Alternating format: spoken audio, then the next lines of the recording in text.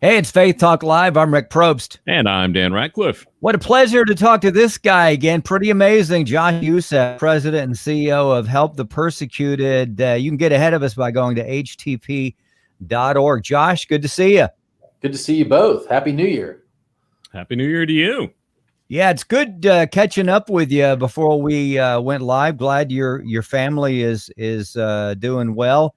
And we always consider it a treat when you can join us. We know you're extremely busy with your family and what you do there to help the persecuted. I was hoping to have the beard on today. I know that he had a bunch of questions, but we're gonna fly without him today. I think we'll do okay. Yeah. First of all, kind of catch us up. What's been going on in your world? We've all experienced some challenges in 2020. Now we're in 2021. What's it look like for the Yousef family there, your family? Yeah, I mean, kids are back to school. We did the little virtual school right after New Year's, but everybody's back into the swing of things. And our organization is, kind of trying to do a 3 to 5 year plan. That's always tough when you're kind of living day to day and month to month with COVID. But we're hoping we're going to get past this and we're going to be able to kind of rise above this in the new season and move on. Now, for those of you that haven't heard, Help the Persecuted, they help persecuted Christians around the world. A couple of facts. I don't know if I've shared these facts before or not, but they bear repeating. Christians are the number one most persecuted group on the earth. And every 2 hours, a Christian is killed for following Jesus. That doesn't happen much in the U.S., Josh. So, sometimes we can kind of glaze over those and go, okay, all right. But, they're pretty jolting when you really think about it. And I know that's what you do. That is your passion. Let's talk about this. I think we talked a little bit about COVID and how the economy and how the pandemic affected you guys over the last year. How's it going now for you guys and for those that are persecuted? Yeah, I mean, COVID has certainly added a twist to all of this. If you're a convert from Islam to Christianity and you're living with your family, 24 hours a day because you're kind of in lockdown, and maybe your family doesn't see eye to eye with your decision, it can be quite a challenge. So the pressure that's been put on our safe houses over the last 8 to 10 months has been significant. And then just the economic situation has led to us creating what we call emergency relief kits. So we helped almost 37,000 persecuted Christians last year. 16,000 of those were through the emergency relief kits.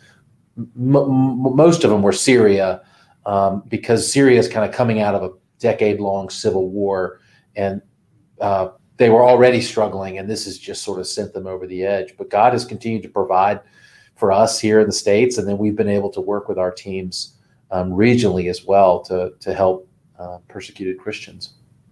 Yeah, Josh, I see on your website that you guys have an urgent request for more emergency relief kits. Tell us what's in those and how folks can help out with those.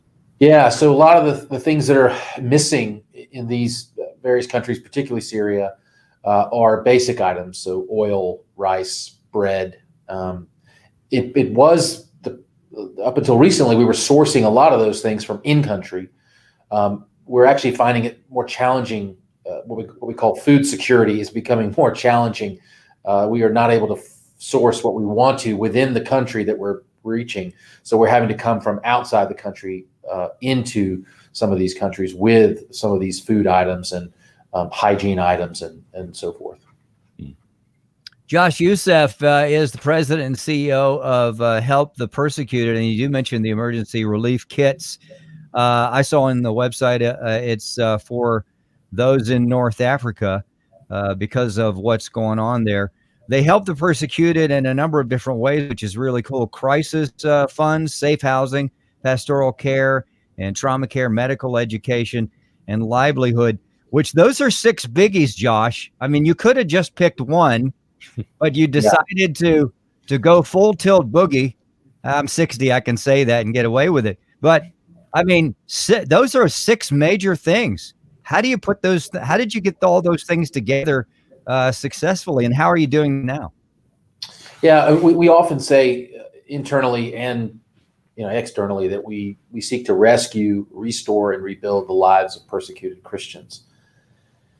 And it's a holistic approach to this because a lot of times people are coming out of a situation that is quite traumatic, where a family member has attempted to kill them or abuse them, or has taken them before a Islamic court, taking them to court. And so there's a lot of trauma that happens when your own family or your own imam or whatever is persecuting you in that way. And so the initial rescue is to get them out of that danger. And then there's a restoration process where we want to see these people counseled and assisted through that process from a counseling standpoint. And then this rebuilding process where what we have these sort of level 3 and level 4 cases that we talk about, which are employment opportunities. So we have projects going on where former Muslims, converts from Islam, are actually have formed a business and they work to create income for themselves. So there's a sustainability that takes place in their lives. They're not just constantly reliant on donations and help, but they're actually out there with whatever the business is. So we've helped with sewing projects. We did a bus project where this is a local bus that picks up people and they actually charge people. So we've done these kinds of rescue, restore, and rebuilding projects in an effort to really see change take place and to see sustainability in an environment that is, and you may have heard me say this, sometimes we talk about civic death, the idea that they're trying to choke off the convert's life and their ability to earn an income. And so our goal is to see them come out of that and actually establish themselves in a way that is sustainable and they can earn an income. Sometimes we have to remove them completely from a situation. So we've moved people from Syria, we've moved them to Jordan, we've moved Jordanians to Egypt, and that way they can almost start a new life. It's hard for us to understand that on their ID cards is their religion. And so if you're born into that country, it's very hard to escape that identity, that former identity. And so sometimes moving to a different country helps to reestablish themselves. Something we love when we talk to you, Josh, is just hearing some of the stories of the lives of people that you guys affect. I mean, like on the website, you have Rashid's story, but you have hundreds of stories. Share one with us, whether it's Rashid's or somebody else. Yeah, we had one recently where we had a case of a convert from Islam, and the family was persecuting them. And they began praying that the family members would not just stop persecuting them, but they would actually come to faith. And then what ended up happening was one of the family members came to them and said, "I've had a dream that Jesus was telling me that what you've been telling me is truth. Tell me what's happening." And so he then began to share what was happening in this dream that his family member had, and he was able to win some of them to the Lord. Wow. Through this process. How cool. That is, over the years, over the last few years, we have heard that story over and over again from different ministries that are not actually related to each other, but having the same goal. And I mean, that's God, right? It's just amazing. But when you hear it, it kind of pumps you up. We're talking with Josh Yousef, the president and CEO of Help the Persecuted. Josh, remind me, how long, when did you start? It's just been a few years, hasn't it? Yeah, for many years we were under a ministry called Leading the Way, which you guys are familiar with. Never heard of that one. And then 3 years ago we launched Help the Persecuted as a standalone organization. Now I know you guys. I mean, some of the things that you guys are doing, the logistics, and I know it's just not one person doing it. It makes my head hurt. But you guys have it all together. And are working, doing the labor on that thing. And thank you. Have you seen God just move beyond maybe what you thought in the beginning? And how has that been? Yeah, I mean, we were always kind of focused on the individual cases that we were handling I never thought we'd be a part of something significant in terms of institutional. What we've seen in northern Iraq is we've been able to establish a center there, a ministry center. And there's a preschool that's going on there, and then an adult education center and a food bank. And so we've gone from simply just handling these individual cases of persecution to actually going on the ground and establishing a facility where we can have an impact in the community beyond just the casework. So yeah, I never thought we'd ever do that, but it's been exciting to see. And they're not all Christians coming to this preschool, but they're getting to hear about Jesus through the process. We got to go to a break here in a second, but I do want to, and I know you want pretty much more of the same for 2021, but no doubt there are even, I don't know, just the wider, broader areas that you'd really like to affect. What's on your, I don't know, vision list, I guess, for 2021? We have a wonderful brother in Turkey who is Iranian, and he spent 3 years in an Iranian jail. He was persecuted. Once he became a Christian, he was thrown in jail. Has an amazing testimony of how the Lord rescued him.